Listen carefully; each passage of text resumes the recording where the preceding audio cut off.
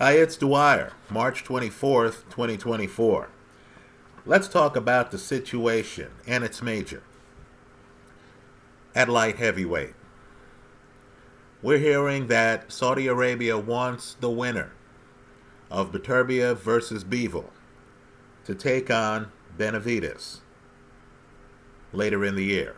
Now understand, you should know up front here, as we talk about these three unbeaten fighters, that Bivol and Benavidez have sparred extensively. Let's talk about it, but first remember, the opinion you should follow should be your own. Just consider this video to be a second opinion from a complete stranger online. Now let me just say, I believe life's unfair. I believe the natural order of things in boxing is that there are heavyweights and then there are non-heavyweights. Right? There are two groups in boxing, as I see it. There's the heavyweight champion, and then there's everyone else. Right? Now just understand, the big event this year, whether it deserves to be or not, is what's happening at heavyweight. Right? Tyson Fury is about to fight Alexander Usyk. Both guys are unbeaten. Legacies hang in the balance. Right? A big question is, who is Tyson Fury? If Tyson Fury wins this fight, folks, he's the best heavyweight of this era. End of sentence. Right? If Usyk wins this fight, wow, you're going to have a lot of people at the bar, aren't you? Talking about whether Usyk, an unbeaten fighter, an Olympic gold medalist, undisputed at cruiserweight, undisputed at heavyweight, is actually the best of this era. There's going to be a lot of conversation. We're going to hear things like size. The problem is he will have beaten Anthony Joshua and Tyson Fury, two guys bigger than him. Right? Let the arguments begin. This is really what the sport is about. It's people in a bar sharing pints who will be talking about who would win. Prime Joe Louis against prime Rocky Marciano, not older Joe Louis against Marciano, right? Marciano against Mike Tyson, Joe Frazier against both, Ali against Foreman, prime Ali against Foreman, right? Whether or not Foreman beat the count in the Rumble in the Jungle. Larry Holmes against all of the above. Right? Michael Spinks, who belongs in the conversation. Folks, he only loses to Mike Tyson. Right? Michael Spinks against the prime Larry Holmes, not the older Larry Holmes he faced. Those are the kind of conversations we'll be having. But let me just say, you need to pay close attention to light heavyweight. It's one of the best shows in the sport. And right now you have three unbeaten fighters, and really it deserves a wow. Two of the three are 33 and older. The other guy's in his late 20s. The styles are very different. Now let's talk about it here. Let's look at the games of Beterbiev, Bivol, Benavidez. Right? Just by chance, all three guys' names start with the letter B. Right? So this is one of those cosmic moments that only boxing can give you.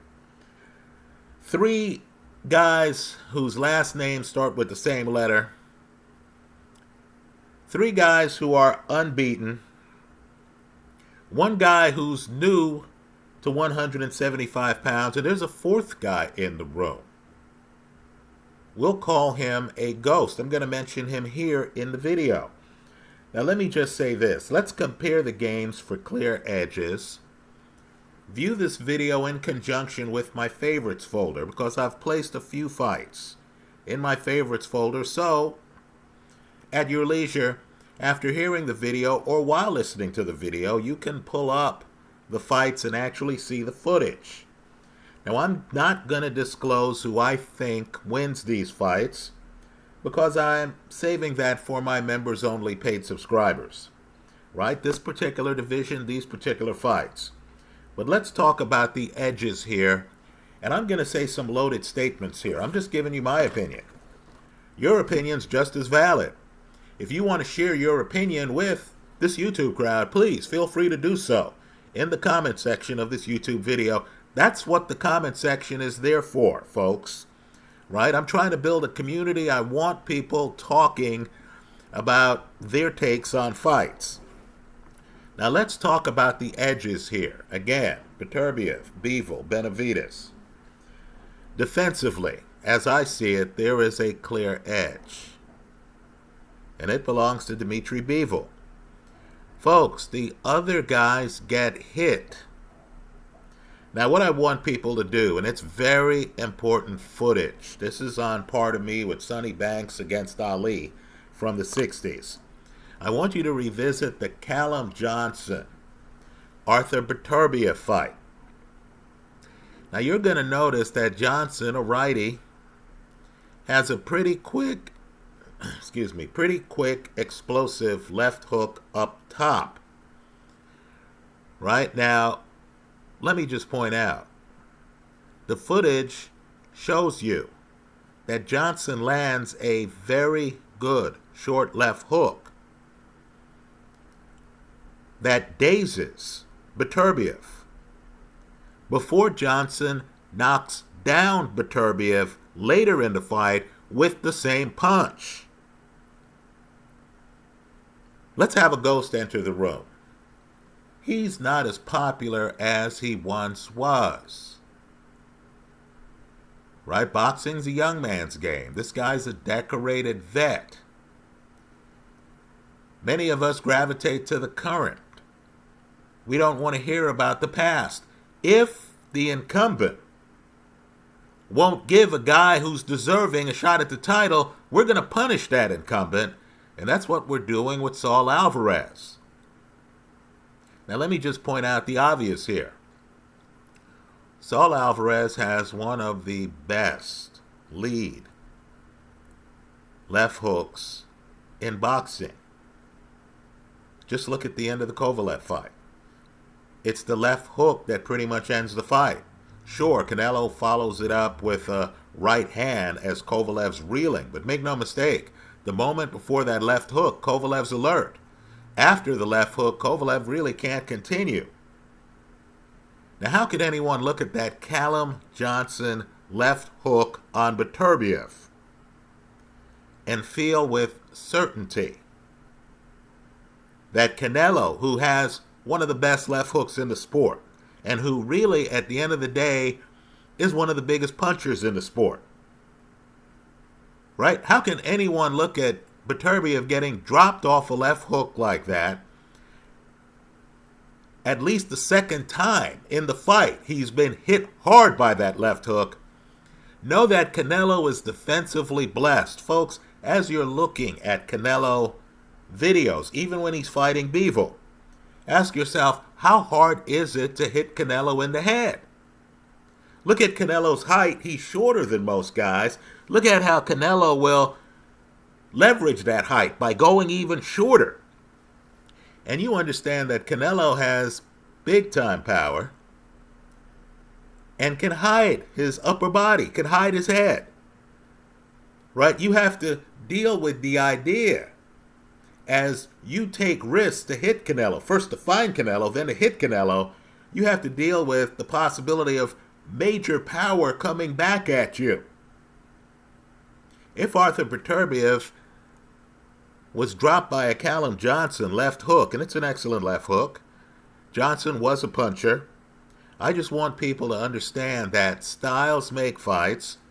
Boxing is rock, paper, scissors. The world right now is saying, hey, Canelo, you will not fight David Benavidez, and they're punishing him. Right? The fight crowd's a hard crowd. We want a champ who we know is champ. We don't want a guy with the title who won't fight people. Right? That's the burden of being champion. I agree with all of that. But understand, Canelo, who already had a belt at 175 by stopping Kovalev, just understand Canelo would be a good matchup for Arthur Beterbiev. The film clip of Beterbiev getting dropped by Callum Johnson is in my favorites folder. Now, let's just talk about a few things related to Beterbiev. You can't follow Beterbiev. Please, if you're an opponent, come up with a better idea. Right? If you see Beterbiev and he's just standing there, don't try to follow him. That's a fool's run. Let me also say this too. When you're dealing with a guy who hits as hard as Beterbiev, and understand, after he lost to Beterbiev, Marcus Brown famously said, he's the only guy I ever fought who I thought was a beast. Right? Understand, opponents of Beterbiev are shaken by his punching power.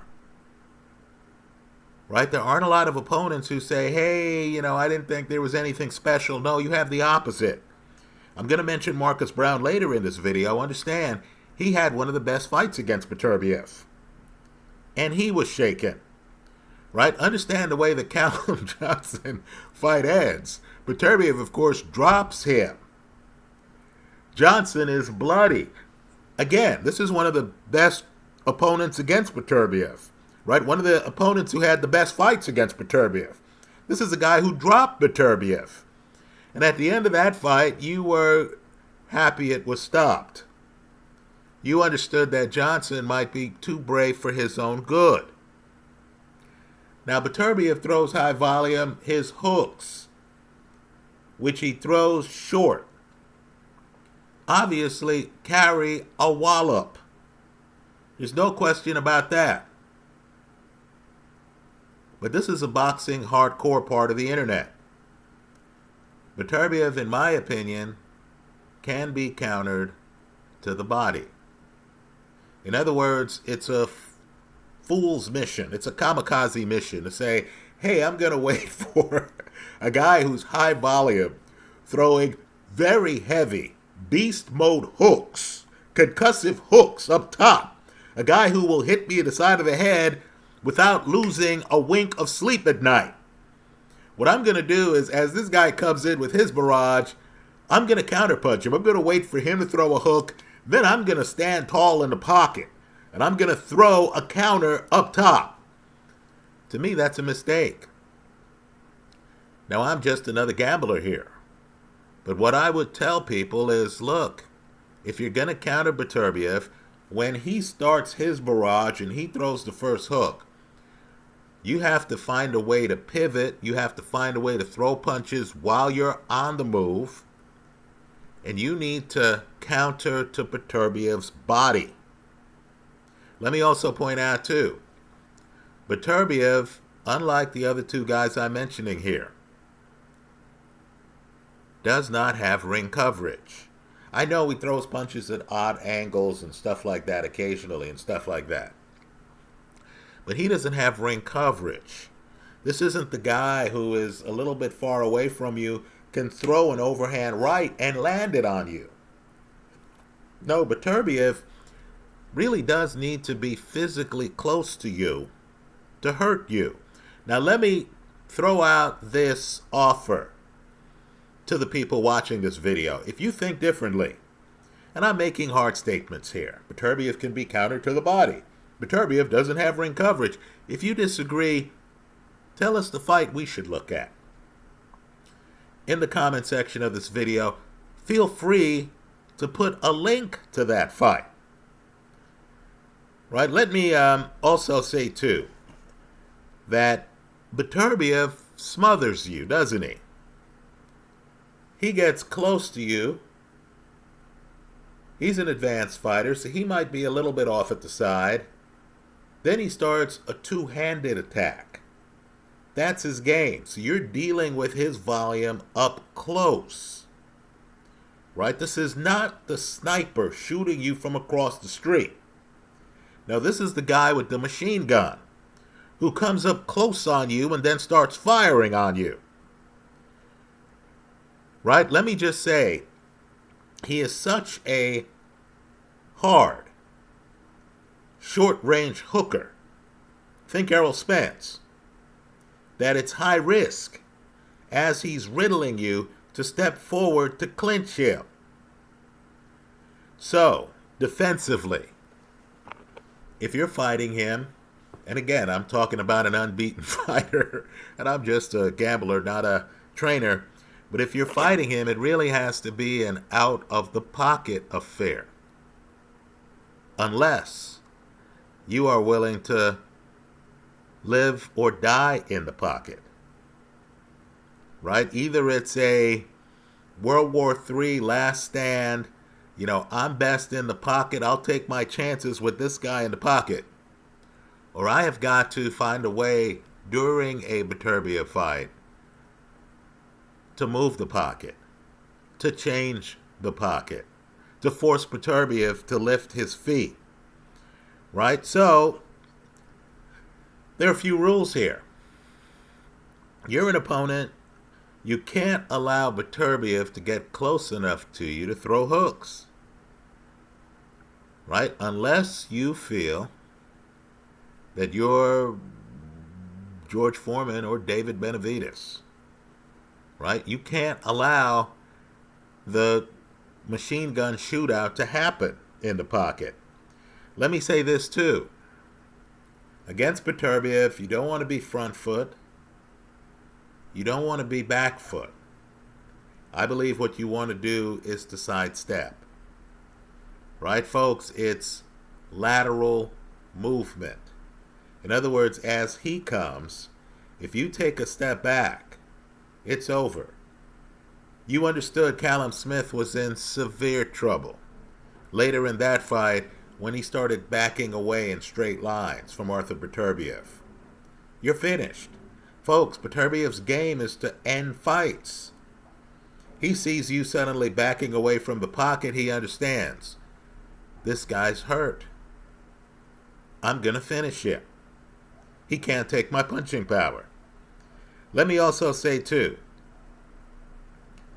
as he tries to crash the pocket, and you need to think about young Mike Tyson, right? I know Beterbiev is late 30s.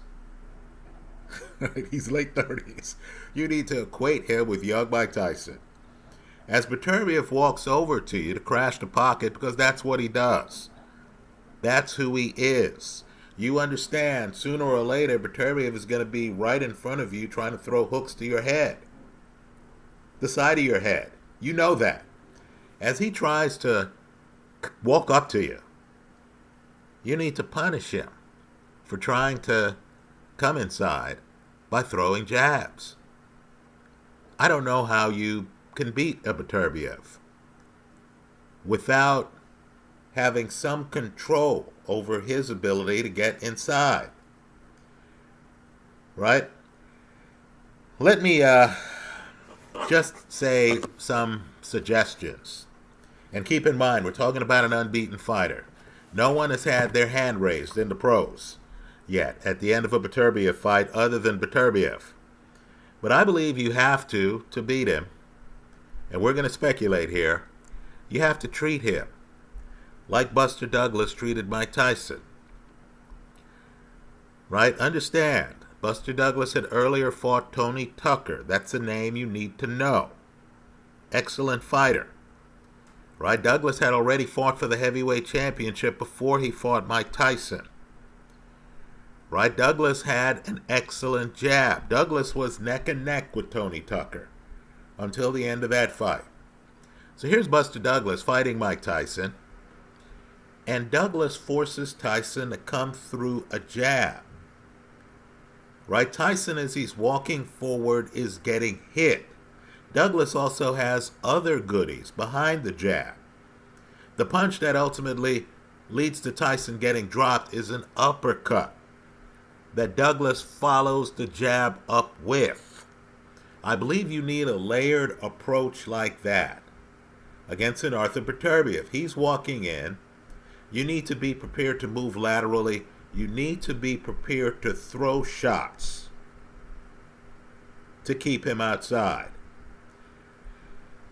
Let me also say, too, another fight to look at, and yes, I have the highlights in my favorite folder, is you have to treat Beterbiev like Ezzard Charles in the first fight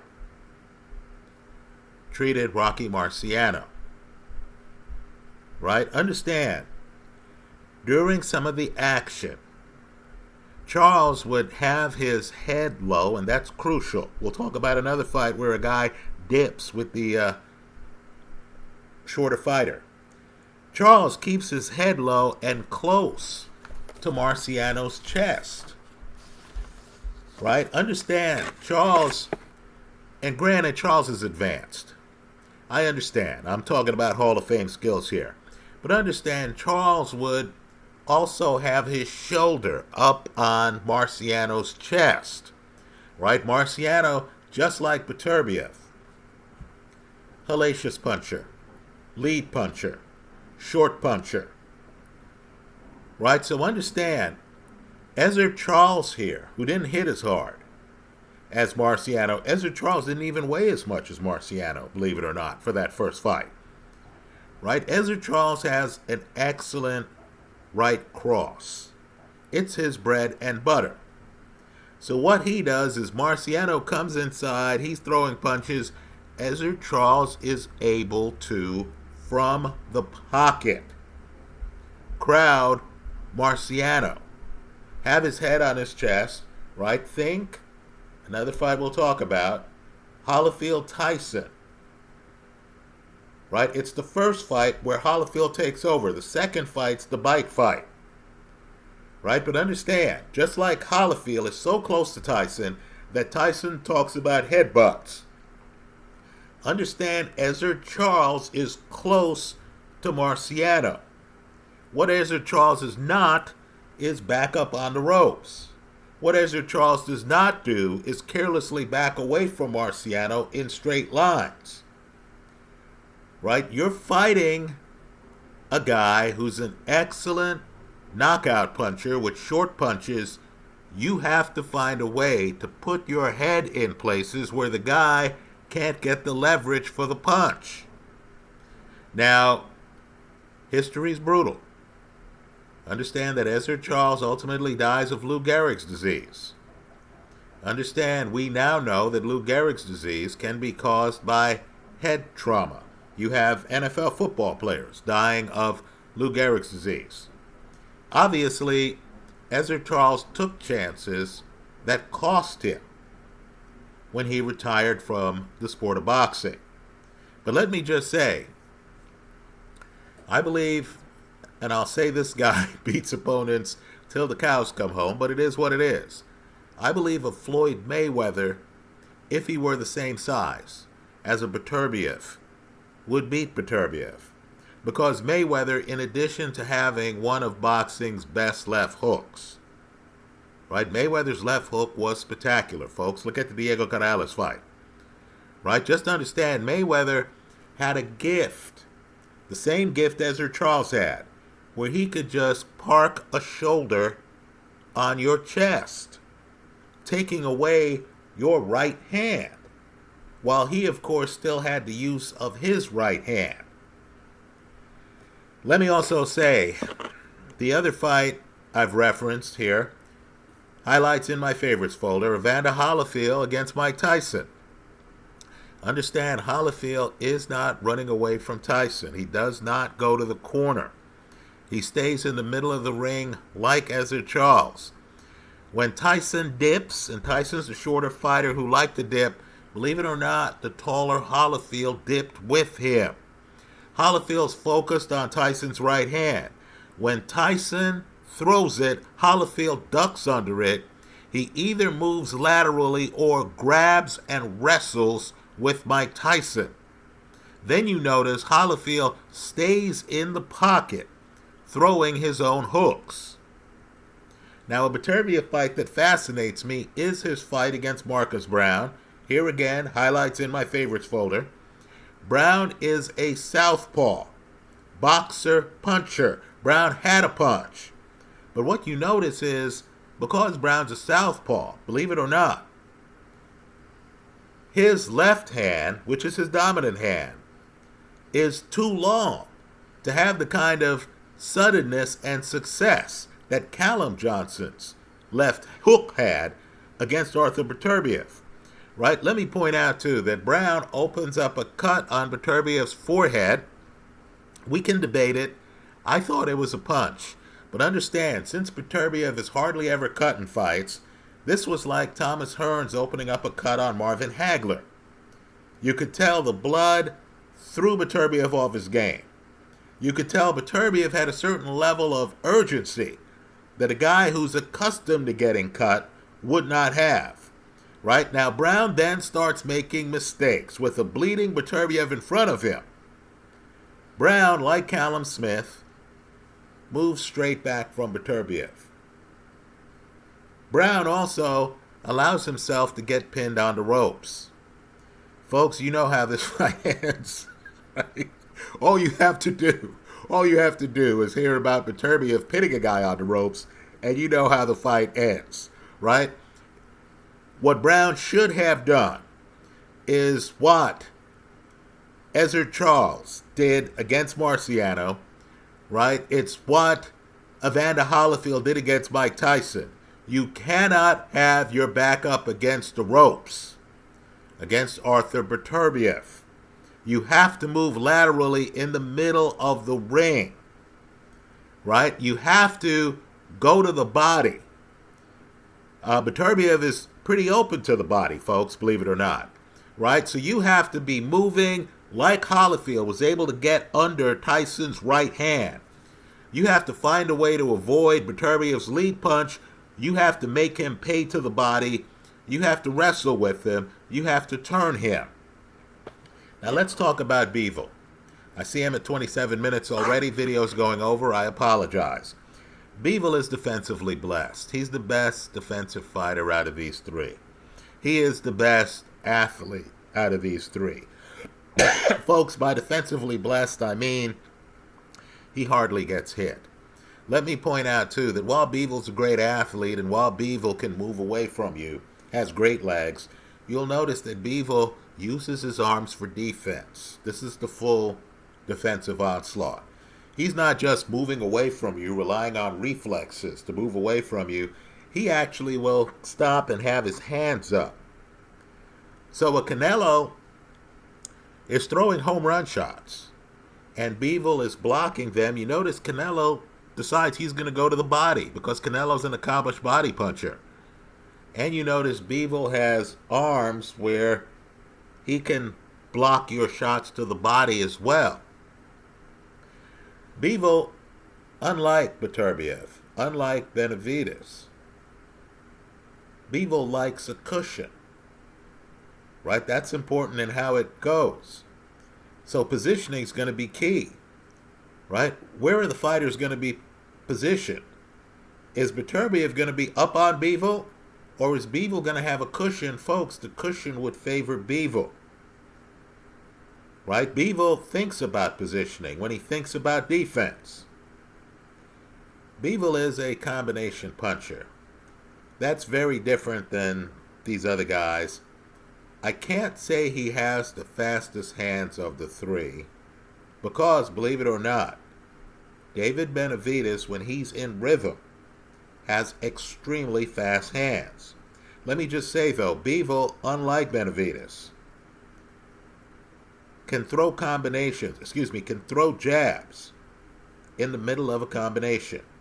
In other words, Bivol starts a combination, sees you getting too close to him. He is so fast that he can drop an anchor foot behind him and then throw stiff jabs right down the middle.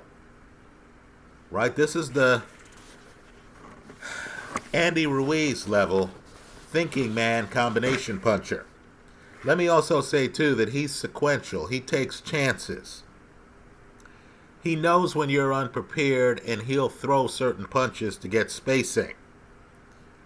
Right now, I don't believe that Beterbiev is a guy who feints to throw off a sequential type guy. Another guy who's a sequentialist to me is Chris Eubank. Right? These are the guys who will leave themselves open to a right hand. if they feel sequentially you can't throw it based on the punches you've thrown and stuff like that. Now, the negatives with Bivol is that Bivol, and we saw this in the Canelo fight, can get hit with uppercuts. Another problem is Bivol isn't a knockout puncher. He's certainly not a one-punch KO guy. He does not sit down on his shots. He has not gotten a knockout in years. Let me also say, too, that Bivol is a risk taker. Against Canelo, and that's a tough fight. Again, Canelo, I know he's being criticized.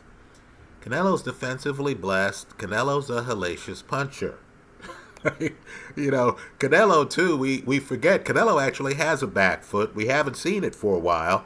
But I would encourage people to look at the first Golovkin fight. Right? I would encourage people to look at the Danny Jacobs fight. So Canelo is one of the most skilled guys out there. Understand, against Canelo, Bivol felt he had the punches blocked. So he started channeling Marcus Brown against Beterbiev, right? He allows himself to have his back up against the ropes, right? Just understand that Bivol is a risk taker. Understand, too, that Bivol has made a living, and I know this sounds counterintuitive, fighting guys with huge punches. Think Jean Pascal, think Canelo, right? And diffusing those bombs. The fact that Beterbiev is a big puncher isn't going to be anything new to Bivol. Just food for thought, right? Let's talk about Benavidez. You know, I don't say this about most fighters, but like Terence Crawford, this guy's a savant, right? Like Martin Bakole, and that's a heavyweight you need to know. I'm going to mention him here. I'm going to mention him here until he actually gets the big fight, right? Let me also point out, too, Michael Hunter, the guy who beat Martin Bakole. I'm going to mention him. But understand, like Martin Bakole, Benavidez is a contradiction. Benavidez is 6'2". He's the guy in his 20s. He's 6'2". He has ring coverage. He can hit you from halfway across the ring, but yet he's a hooker. Right? Let me point out, too, his feet are weird. They're unorthodox. He can stand in front of you parallel, have his feet together, and yet still have power in both hands and still be a technician. Folks, Benavidez is unorthodox. It's really hard to classify him. He's listed as a righty. He starts fights as a righty. Folks, understand the water's deeper than that here. I would question whether he's a pure righty, because he is two-handed and he can switch to southpaw. He's just subtle with it. In my favorites folder, I have him against Kyrone Davis. Now understand, Davis, not a big puncher. So Benavidez could actually try things that he couldn't try against a Beterbiev. Right? Well, just understand, you're going to notice in that film what I'm talking about in terms of Benavidez's hand speed. It pops out at you. In other words, you're looking at Benavidez, and he's being Benavidez, right? Big guy, looks like a weight bully, is hitting you with tough hooks, is pocket-centric. Then you'll notice there are moments where suddenly he flurries. You think he's going at full speed already. Then he has a burst. And you understand, Benavidez, there's more here than meets the eye. When he wants, he has high-level hand speed. I believe he can match Bivol in terms of hand speed. Right? When he wants, he can change his feet and suddenly start bludgeoning you with a left hand that looks like it's his dominant hand. Look at his defense, too. He's a puncher. But yet you'll notice in the pocket, And again, one of the holes in this game is he's pocket-centric. In the pocket, he's a defensive master. He's not blessed like Canelo defensively, right? Canelo can hide himself. Those are the best defensive fighters. But Benavidez can block enough shots where if a shootout happens against Arthur Beterbiev, it's an open question, for me at least, on who would have the advantage in the pocket. Let me just say this. Benavidez versus Roy Jones would have been a great fight. Jones, of course, had the belt for a while at 175. Understand, when Benavidez is in rhythm, he has top-level hand speed. Right? It's not talked about enough.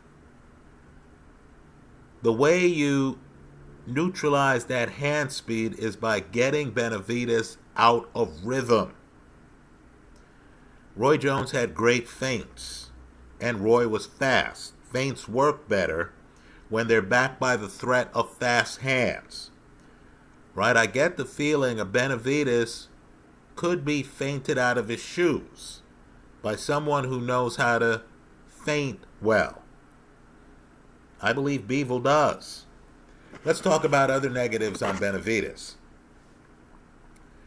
From where I sit, correct me in the comments section, please. Benavidez does not have great balance. Right? Benavidez, who looks big, doesn't seem to have great core strength. I know that sounds ridiculous, but let's just say I've seen more than one Benavidez fight where he seems to get tangled up a little bit and looks like he's about to fall down. Let me also say, too, and this is not a fan club site, Benavidez is not the best athlete. I look at Dmitry Bivol and I get the feeling this is almost a Tony Romo situation. If you know the former NFL quarterback turned broadcaster. Right? Tony Romo, by reputation, is supposed to be one of these decathlon type guys. Give him a golf club, he's one of the best golfers. Have a race, he's one of the best runners. Right? You know that guy. The guy who's just a natural athlete, who looks like he fits in anywhere. Right? Well, just understand, that's not Benavidez. Benavidez looks like a guy. At 168, he looked weight drained. I don't think Benavidez can make 168 anymore. Right? Benavidez also is pocket-centric. If this were a basketball match, understand, Bivol's full court. Right? Bivol can run away from you if he wants. Not Benavidez. So let's just say boxing has a lot of great divisions, right? NOA's division, 135 looks interesting. Thanks to Devin Haney, 140 looks very interesting, right? Boxing has some fascinating divisions. 175, folks, these three guys, whose names all start with B, right? Bivol, Benavidez, Beterbiev. Wow, we're going to have one man standing by the end of the year. And it doesn't look like we're going to be sitting around like we are in the heavyweight division waiting for rematches and all that other contractual nonsense. Right? We're going to have one man standing at the end of the year.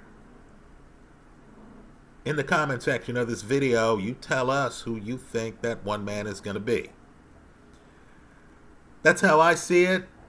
The film clips that I've put up, especially the Ezzard Charles film clip, is high-level boxing. The Evander Holyfield film clip, you can tell in that Evander Holyfield film clip, Mike Tyson, after a few rounds, understands that the bully persona has been punctured. Right? I get the feeling that no one's intimidated at 175. I also get the feeling that there are different generations here. Understand, Beterbiev really was an amateur king, right? A king in the amateurs. One of the guys younger than him I believe Bivol is something like 6 years younger than him, coming up in Kyrgyzstan, right? Beterbiev's Russian. I'm sure Bivol was aware of Beterbiev. Beterbiev was kind of like a mentor, big brother, whether or not the two guys knew each other, right? Icon. And I'm sure Bivol has thought for years about how he would fight Beterbiev. Right? Food for thought. I know John the Iceman Scully, in Beterbiev's corner, believes that Benavidez is an easy fight for his fighter. We'll find out what the real lay of the land is in a few months. I believe Bivol fights Beterbiev on June 1st. Also understand, too, Gilberto Ramirez had sparred extensively with Dmitry Bivol. Right? Gilberto Ramirez thought he'd be able to, rough up Bivol. He had the size on Bivol. During their fight, Bivol starts opening up. Now, Ramirez does land more body shots than you remember. Just look at the CompuBox numbers. But understand, Ramirez is systematically taken apart. Now, understand, the secret to Bivol, and it is a secret, is that he's made his bread and butter fighting bigger guys. Ramirez now is fighting at cruiser. Right? Think about that. Right? Understand it's a mistake, in my opinion at least, to look at Beterbiev's 100% KO ratio and to think that Bivol, who has sparred with Benavidez already, who has sparred with Gilberto Ramirez, to think that Bivol is helpless. Right, folks? Figure out who the ringers are. Figure out the guys who always are viewed as too small, always are viewed as not having a punch, are wrongly labeled pretty boys. Those are my thoughts. Let me hear yours in the comment section of this YouTube video.